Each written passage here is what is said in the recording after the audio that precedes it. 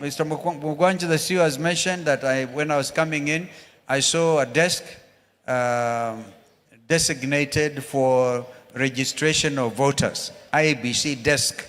And you have just heard the paltry numbers that have been registered. And the main issue is they had hoped that the Gen Zs would come out and register as voters. We still want to urge that they do so.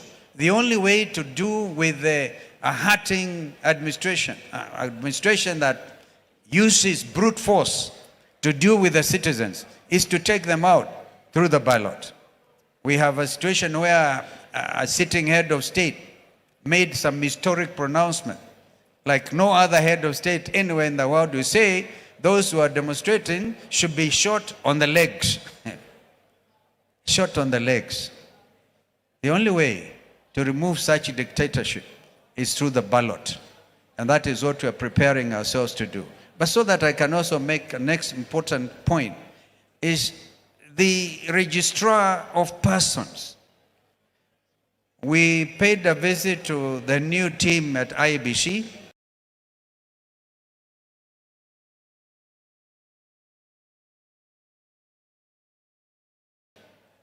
We propose to pay another visit.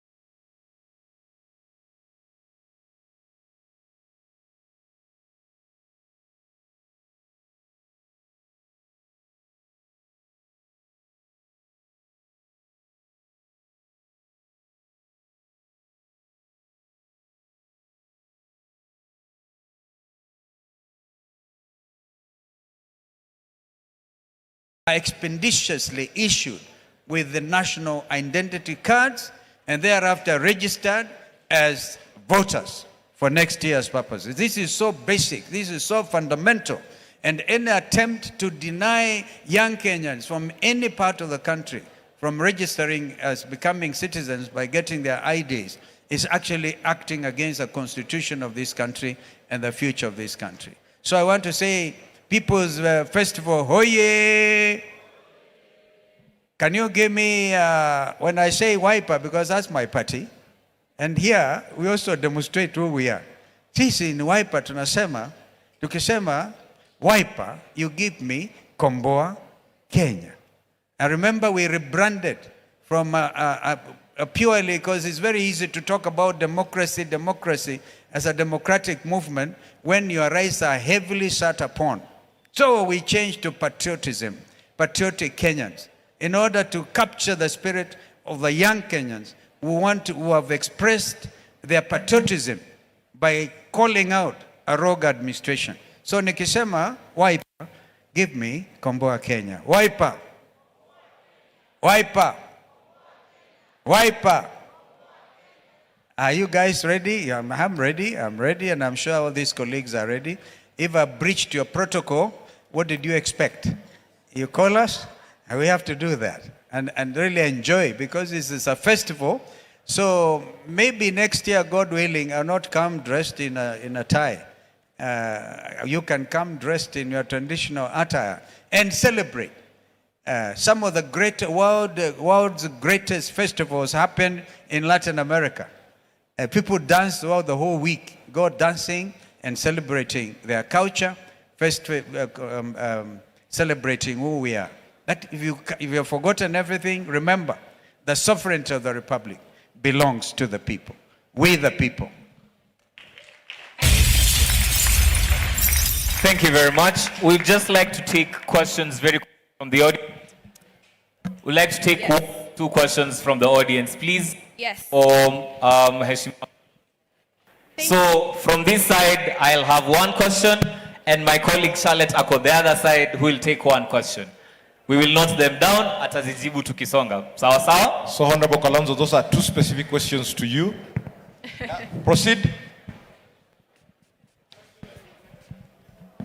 Kuna swali hapa. All right. Introduce yourself. Good afternoon.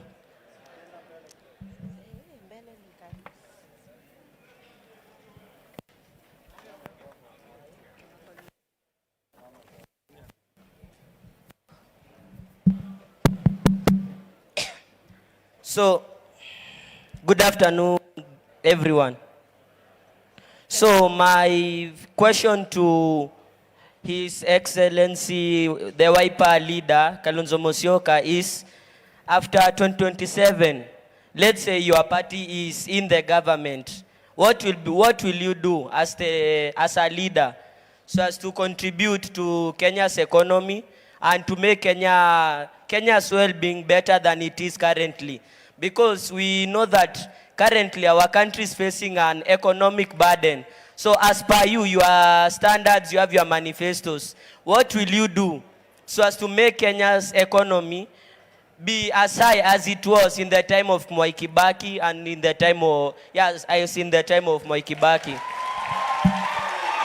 Thank you. Asante sana. I want to When remind... he leaves high school and goes to college, will he have a job? Will your economy, as Excellency the President, give him a job? Such a good Thank you. question. Makofi yake tena. That's Tafadhali. amazing. Thank Wow. you. Amazing. So, I want to remind everyone that all of us are very important for this conversation. Sindio, si politicians peke yao, si students peke yao. It's every single person who is here to make a collaborative future for whose country? Kenya. Now, we have a question here. I'm going to ask, but where are the women? Wanawake? Wako wapi jamani? Thank you so much. Vijana hoi. Vijana hoi. Vijana power. Gen Z fire. Gen Z shika. Gen Z finya. Mimi naitwa Senator Ken Babu. Mimi ni kiongozi wa vijana wa United Opposition. Na jinsi nimesikia ndugu yangu pale kwa high school ameuliza, inamaanisha kwamba hii economy inafinya hadi vijana wakiwa shule. Usijibu swali. Na sasa swali. Nataka niulize Your Excellency the Vice President. The main concern that these youth are having is not about us winning the presidency. It's about the unity between you people, the principals, to ensure that in 2027 we are making it a one term. Because for them, these young people out of our engagement, they've decided that they are going to vote one term. Harambe! Ask your question. Thank you. Guys, hey, najua tension iko hapa jamani. Ai, jamani. You know, I get that. I understand that. That is what mentorship does. Yes. I know the people that Ken Babis are hanging around We've noted. are politically lethal. So Yes. I can see he's developing well. Congratulations, my brother, for seizing the moment. Frank. All right. Do we have a question? We want to shift Just this. one woman, because there's a Please. lot of men. And Yes, one lady. Just there's one lady. And then Honorable Rigiji, prepare. DJ, ka chonjo hapo tulete Honorable Rigiji. Please, your question. Okay, thank you for the opportunity. My name is Melissa Muhonja. My question will go to His Excellency Kalonzo Musyoka. Sorry. Okay, my question is, just as the young man has said, most Kenyan people, most of the population in Kenya are the youths. So you as a party leader, most young people in Kenya are unemployed. What concrete policies will you support to create sustainable jobs for the youths? Okay. Honorable Kalonzo has a question, but we will give you the time to answer. Shoot your question. No, you ball over the questions. We bring Honorable Rigiji, then we'll give you an opportunity to answer. DJ, na wapi watu ya Rigiji? Aya, simameni mahali muko tu. Simameni mahali muko DJ. DJ.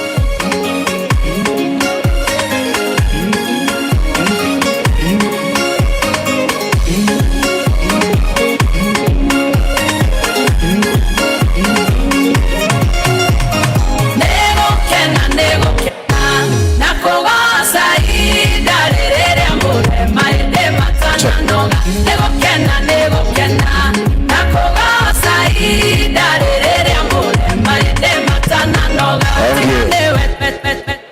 Asante sana. Vijana hoye! Vijana hoye! Thank you very much.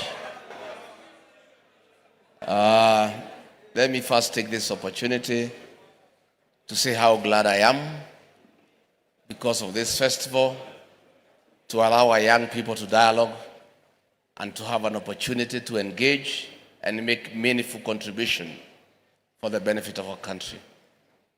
I am a great believer of our young people. I am persuaded that despite the challenges that this country has in terms of economy, in terms of governance, in terms of crime, with all those challenges, I am persuaded that as a country, we are fine because we have the greatest resource available to us, the young population. And if we give our young people the opportunity to be on the decision-making table, I'm sure this country will be on the right trajectory. I therefore want to ask our young people not to be bystanders, not to be spectators, but to pursue leadership. Our young people are very knowledgeable, they are very exposed, they have the energy, they have the zeal, but they must agree that they must be part of the solution to the challenges that we face as a country. So this afternoon, I want to make up a call to our young people.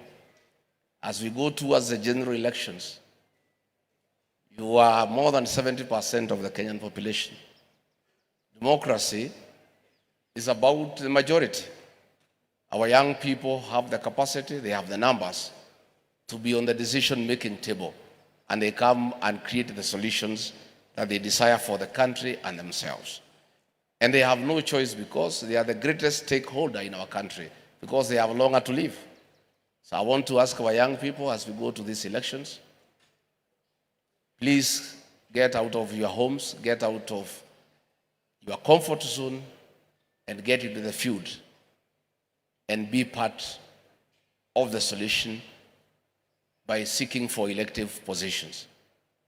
We want to see a situation where our county assemblies, majority, more than 70%, are people below the age of 35. We want to see young people in the National Assembly. We want to see them in the Senate. But I must tell you, nobody will come for you from home.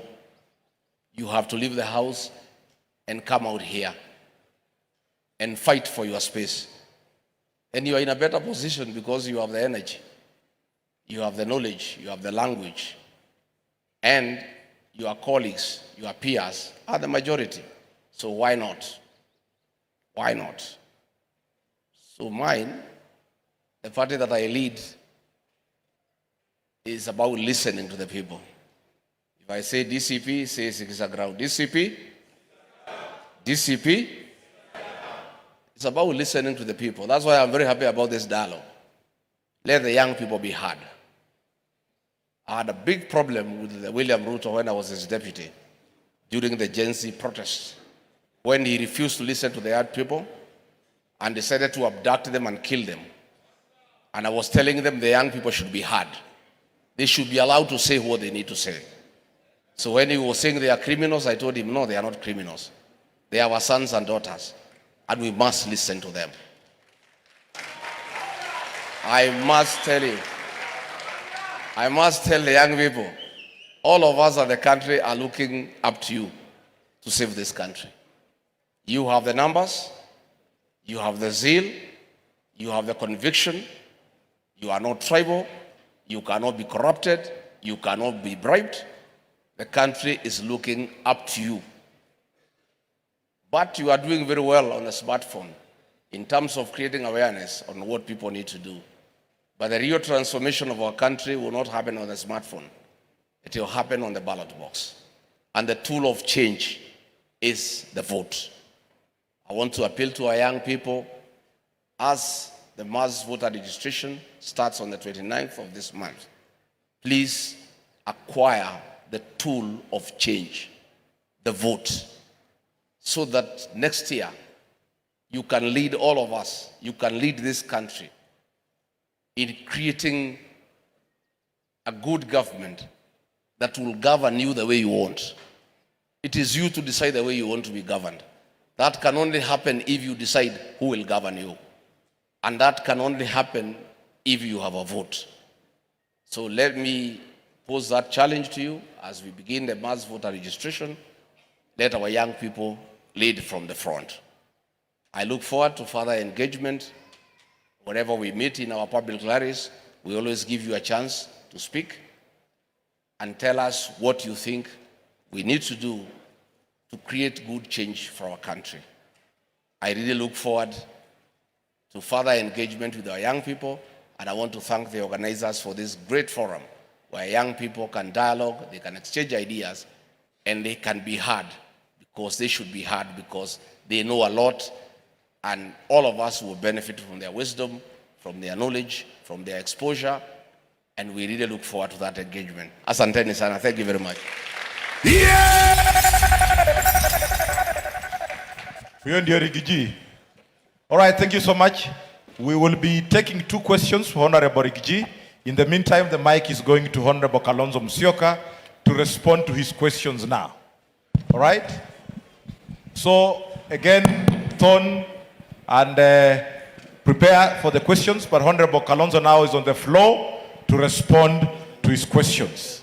Over to you, Your Excellency. The first question, I thank you, because you only forgot when you praised the performance under President Kibaki that yours truly was the vice president. So I claim a little bit. And we grew the GDP, the gross domestic product of this economy was nearly a double digit. By the time Kibaki left office, we were close to between 7 and 8% of GDP. Since that time, things have gone where now it's even worse. And so our number one objective will be to transform the economy. Every Kenyan knows there's a terrible problem with the debt burden. Every Kenyan who is born today, wherever they are born with a debt burden. And that is what we must alleviate by, for example, renegotiating our debt commitments the world over. If you had a government that is listened to internationally, then you will be able to reduce the debt burden. But right now, the opposite is happening.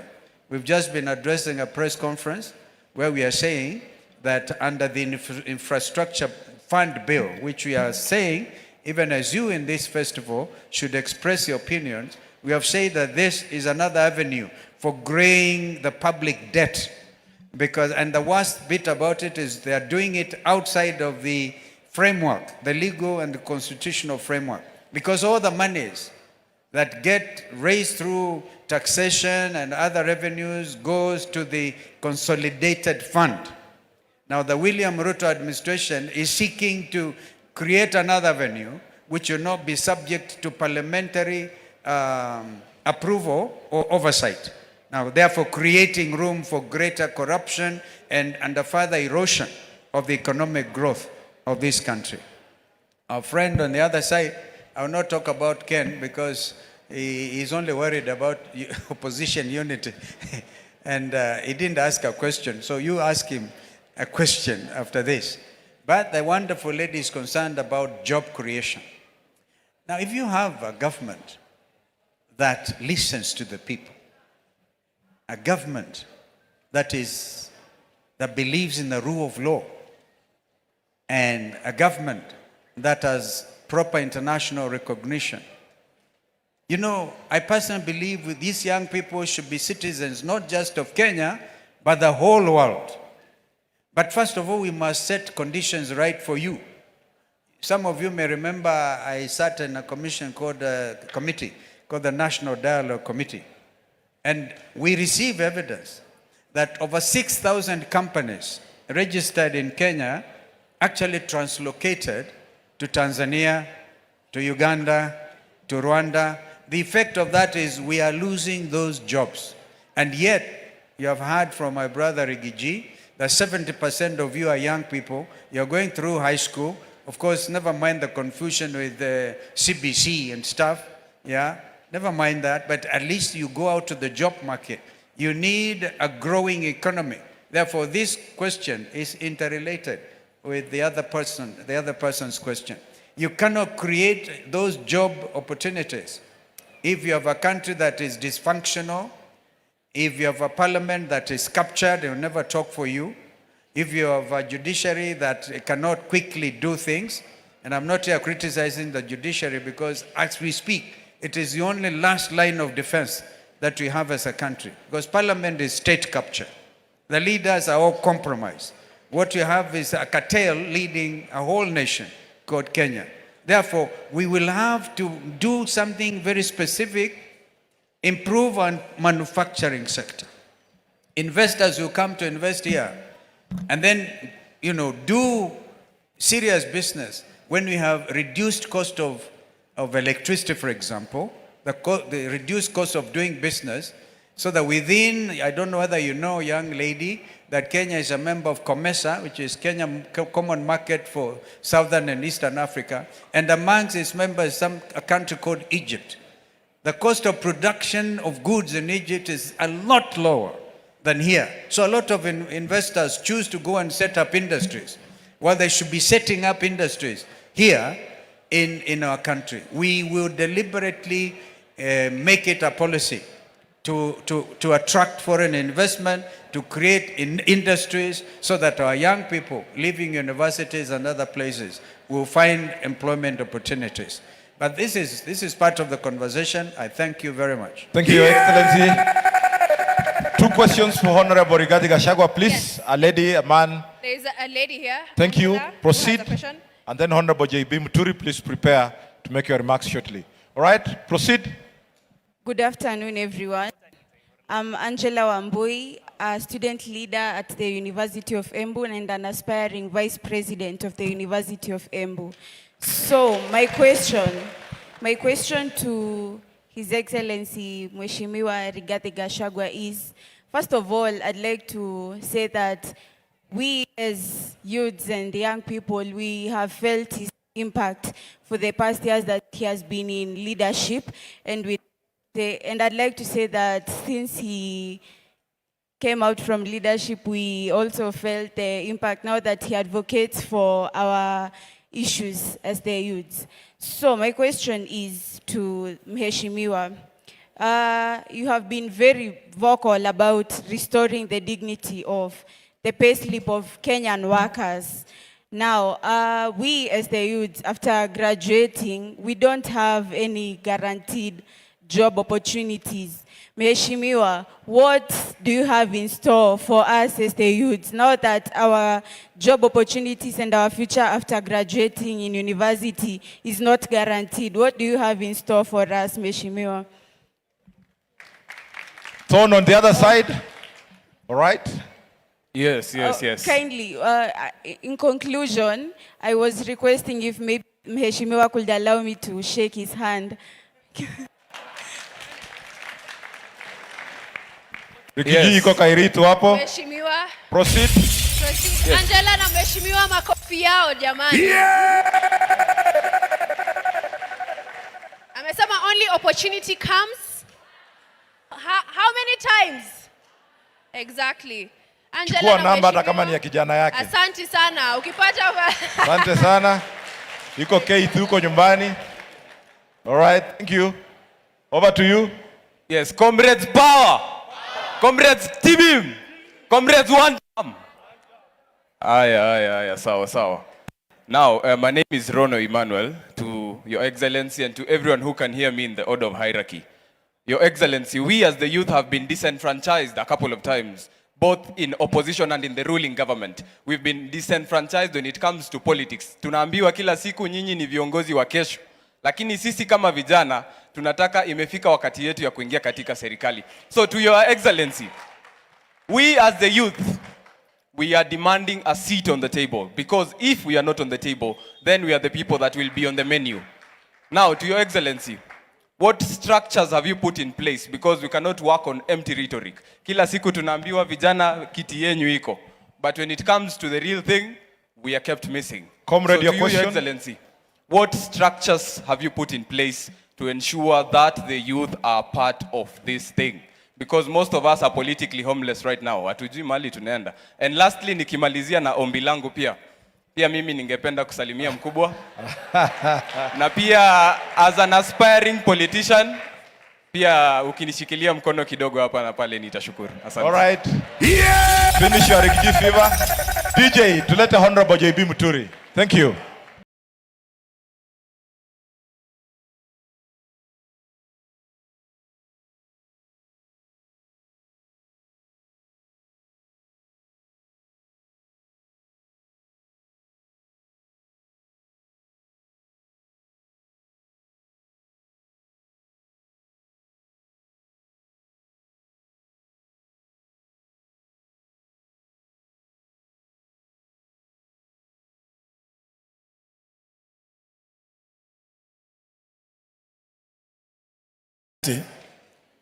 Thank you very much. Let me begin by